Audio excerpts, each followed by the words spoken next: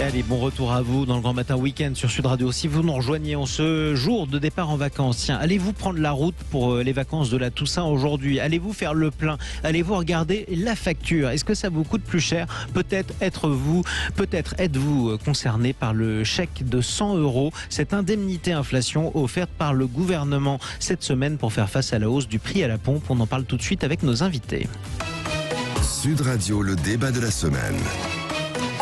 Avec le débat du samedi. Et cette question qu'on vous pose, les 100 € de Jean Castex sont-ils suffisants pour faire face à la baisse du pouvoir d'achat? Vous votez sur Twitter, vous répondez non à 94% d'entre vous pour l'instant. On en débat avec vous au 0826 300 300 avec nos deux invités. Aurore Boyard, bonjour à vous.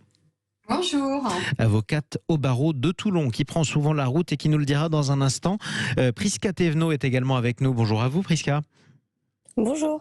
Vous êtes porte-parole de La République En Marche. Vous nous expliquerez justement le sens de cette indemnité inflation qui a été annoncée par Jean Castex cette semaine. 0826 300 300, direction le Loiret, où on retrouve Yasmine. Bonjour à vous, Yasmine. Alors, on va retrouver Yasmine dans quelques instants. Le Loiret, qui est un département en partie urbain, en partie rural, où du coup, on roule beaucoup.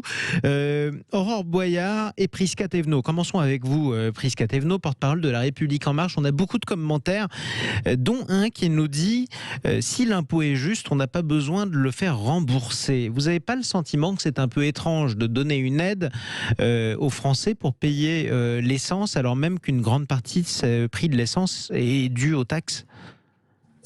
Alors effectivement, si on regarde ça comme ça, la question est tout à fait légitime et pertinente. Maintenant, comme vous l'avez très justement dit dans votre petit préambule, il s'agit d'une indemnité inflation. Donc elle vient soutenir, elle vient protéger, entre guillemets, le pouvoir d'achat sur l'ensemble des éléments qui ont augmenté. Donc il y a effectivement l'inflation, il y a le gaz, il y a l'électricité, mais il y a aussi les produits du quotidien qui ont augmenté. Alors si on considère que cette indemnité inflation, bien évidemment, force est de constater, de se dire mais c'est pas suffisant, ce n'est pas suffisant. Mais en réalité, cette indemnité inflation vient renforcer un dispositif déjà existant. Depuis le début du quinquennat, un certain nombre de mesures ont été mises en place pour renforcer le pouvoir d'achat et le protéger en période de crise sanitaire et aujourd'hui la crise énergétique mondiale.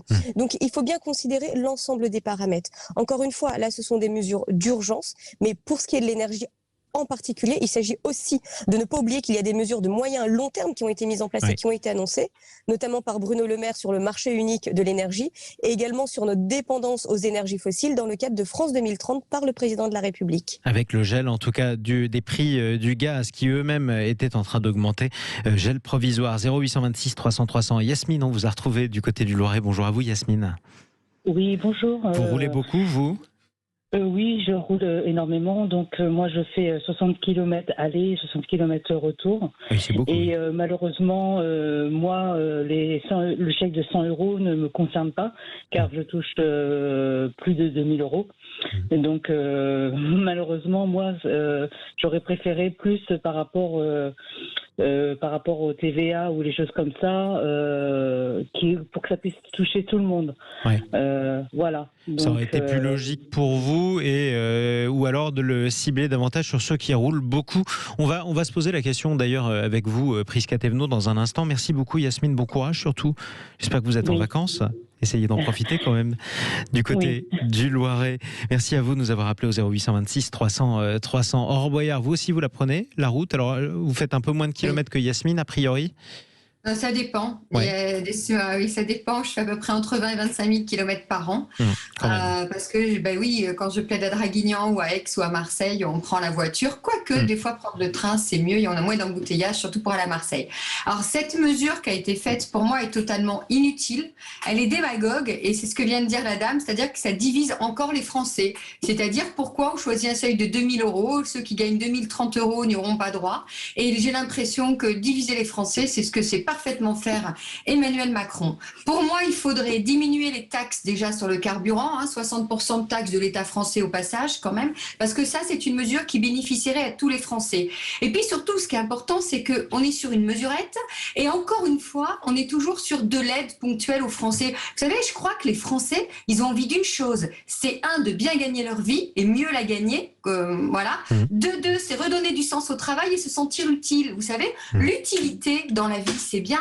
Et si aujourd'hui il y a une grosse fracture et si les gens n'ont pas le moral, c'est pas que par rapport au Covid, c'est que finalement tous les métiers de service, tous les métiers qui rapprochent les gens n'existent plus et qu'aujourd'hui on donne de l'argent, on distribue comme si en plus on avait énormément d'argent à distribuer parce que on a l'impression que finalement l'État français a beaucoup d'argent puisqu'à chaque fois on redonne tout par de l'argent aux Français. Il faut une vraie politique, ce qui n'est pas le cas aujourd'hui, même si Madame nous indique que ça se va dans une politique globale. Moi, j'y crois absolument pas et les Français non plus.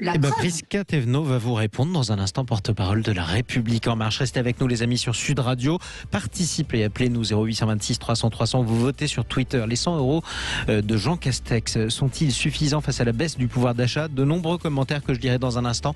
On en parle tout de suite sur Sud Radio. C'est le samedi matin à vous qui nous écoutez sur Sud Radio. Il est 9h moins le quart. Le débat du samedi, les 100 € de Jean Castex sont-ils suffisants face à la baisse du pouvoir d'achat? Vous votez sur Twitter, vous répondez non à 92% d'entre vous. On en débat avec Aurore Boyard, qui est avocate au barreau de Toulon, et Prisca Thévenot, porte-parole de La République En Marche. Vous allez répondre tout de suite à Aurore Boyard. Prisca Thévenot, je voudrais vous lire aussi quelques commentaires. Exemple avec Jean, il nous dit avec ces 100 €, j'achète du carburant, mais l'État récupère 60 € de taxes. Tout est devenu comme ça en France. Est-ce que vous le comprenez ? Oui, bien évidemment, la question peut se poser sur les taxes, mais n'oublions pas, et comme Madame l'a très bien justement dit avant la pause publicitaire, c'est pas l'argent de l'État. L'argent de l'État, en réalité, c'est l'argent de chacun et chacune autour de nous. Donc, il s'agit d'être dans une mesure qui soit le plus juste, efficace et surtout rapidement applicable. Rappelons que ces 100 €, c'est pour 38 millions de Français et qu'il ne s'agit pas juste de venir soutenir par rapport à la hausse de l'essence, mais bien la hausse globale de l'ensemble des produits. Ensuite, j'aimerais rappeler, on ne peut pas dire qu'il s'agit d'une mesurette, je suis désolée madame, quand il s'agit de 100 €. C'est beaucoup 100 € pour beaucoup de gens.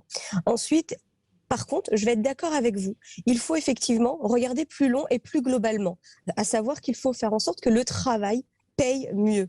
Et ça, c'est le cas, notamment si on prend par exemple un salarié au SMIC. Un salarié au SMIC, avec l'ensemble des mesures qui ont été mises en place depuis le début du quinquennat, récupère l'équivalent d'un 13e mois. C'est pas anodin un 13e mois. Grâce à quoi? Grâce à la défiscalisation des heures supplémentaires, grâce à la revalorisation de la prime d'activité, mais également à la baisse des cotisations salariales. Donc je veux dire, déjà ça c'est que sur le travail, mais on peut aussi parler de la suppression de la taxe d'habitation. On peut parler aussi de la mise en place du reste à charge zéro pour un certain nombre de soins de santé. Donc je pense que c'est l'ensemble des dispositifs qu'il faut regarder pour pouvoir apprécier la politique dans son ensemble. Est-ce que c'est suffisant? Bien évidemment, on va se dire que non, il faut toujours aller plus loin. Mais je pense que avant de venir jeter le bébé et l'eau du bain, regardons aussi 100 €, c'est pas anodin quand on voit notamment sur le sujet de l'énergie que d'autres dispositifs ont été mis en place, donc notamment renforcer le chèque énergie de plus de 100 € qui vont arriver chez 5 millions de Français au mois de décembre. Aurore Boyard. Oui, alors déjà, on va parler aussi de l'augmentation de la taxe foncière. On n'en parle pas, ça, de l'augmentation de la taxe foncière.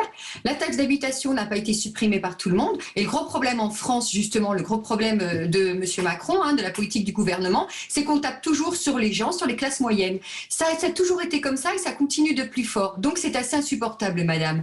Et puis, en plus, ça continue, comme je le disais, à mettre en exergue les gens qui ne gagnent pas forcément beaucoup. Vous savez, les 35 heures, il y a beaucoup de gens qui étaient contre. On passera à 39 heures déjà. Les gens se sentiraient beaucoup plus utiles aussi, certainement, parce que les gens ont envie de travailler, contrairement à ce qu'on peut croire. Et les gens, certains en ont marre aussi de percevoir des aides, parce qu'ils n'y arrivent pas. Il y a tout un système qui est à repenser en réalité. Et si on avait repensé ce système, et si on avait moins fait que certains Français soient assistés, ça irait peut-être mieux aujourd'hui. Parce que distribuer en permanence des aides, ça n'est absolument pas la solution. Ça, c'est certain. Et puis, vous parlez de baisse de certaines choses. Moi, je suis désolée. Aujourd'hui, soi-disant, vous faites faire des économies aux Français avec suppression de taxes d'habitation et autres éléments. Mais pourquoi les Français n'y arrivent-ils pas, madame? C'est quand même la bonne question, puisque vous leur redonnez soi-disant du pouvoir d'achat. Moi, je suis navrée, j'ai une salariée. Elle n'a pas vu son pouvoir d'achat augmenter. Faut arrêter. Allez, dernière question. En quelques mots, Prisca Thévenot, parce qu'on arrive au terme de ce débat. Est-ce que la présidentielle va se jouer sur le pouvoir d'achat? Est-ce que c'est compliqué pour le président de la République s'il se représente? Oui, bien sûr que le sujet de la présidentielle va se jouer entre autres sur le pouvoir d'achat, mais également sur l'environnement, sur l'économie en général, sur la politique de réindustrialisation. Rappelons que cette politique de réindustrialisation... Mais sur le pouvoir d'achat, du coup, voilà. Prisca Thévenot, est-ce que c'est compliqué pour le président de la République? La situation n'est pas très glorieuse, que soit ou pas sa faute d'ailleurs sur le pouvoir d'achat. Mais attendez, il est hors de question de venir dire que tout va bien. Pas du tout. Mais il ne faut pas oublier aussi que nous sommes dépendants d'un certain nombre de paramètres qui sont mondiaux. Et c'est la raison pour laquelle, dans le cadre de France 2030, le président de la République a rappelé que nous devons gagner en indépendance, notamment sur le sujet de l'énergie, et que des investissements sont mis en place pour pouvoir avoir ces leviers d'indépendance énergétique. Donc, est-ce que la situation est parfaite? Non. Mais est-ce qu'elle évolue? Oui.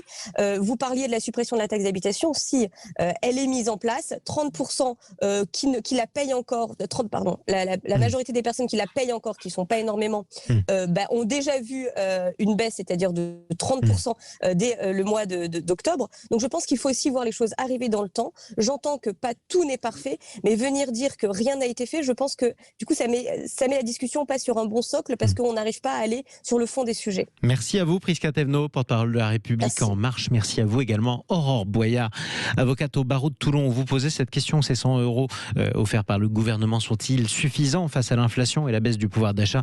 Vous répondez non sur le Twitter de Sud Radio à 94% d'entre vous. On arrête de se battre devant les stations-service.